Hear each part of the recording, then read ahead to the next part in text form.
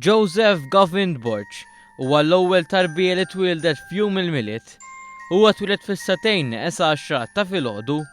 Il-ġenituri Namrata u Mark Borch ma kinux qed jistennew li t-tifel tagħhom se jitwieled fil-lejl tal-miliet. Fil-fatt, l-om spjegat kif ħasset l-ġieħ tal-ħlassib fil-għaxija waqt li kienu għadin riċeviment. So I'm too much happy, and because in night I have a party and I start panning me.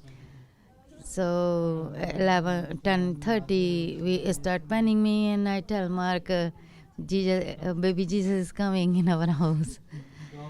It-twelid ta' Joseph Govin da mill-miliet aktar speċjali għal din il-koppja li saru ġenituri għat-tieni darba. Iktar trabilu. Ikonna iktar trabil, imma jistaw għalmenu jilabu ma' xulxin. Lejliet il-miliet ukoll kienet ġurnata impenjattiva għas-sala tal-maternità fl-Isptar Mater Dei. Fost it-tfal li twildu kien hemm Jake. Jake twiled is-sibt fis-6:05 ta' filgħaxija u huwa l-ewwel wild ta' Melissa Bela.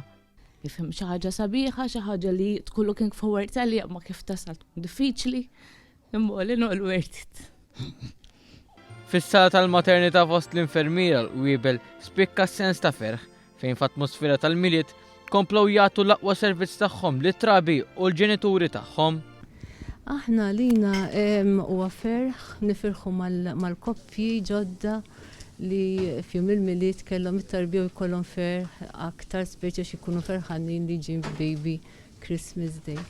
Huwa sabiħ għax tara l-ferħ tal-familji jiżdiedu, ma fl-istess ħin tħoss in-nuqqas tal-familji tiegħek għax qed tonħoss lejhom speċi, imma il-gostu li qegħdin u nagħtu servizz għall-mothers u l-fathers tagħna hawnhekk. Awguri tmur lill-ġenituri li f'dawn iż-żminijiet speċjali tal-miliet taw ħajja lil tarbija u qed jaqsmu l-ferħ li jġib miegħu it-twelid ġdid fil-familja.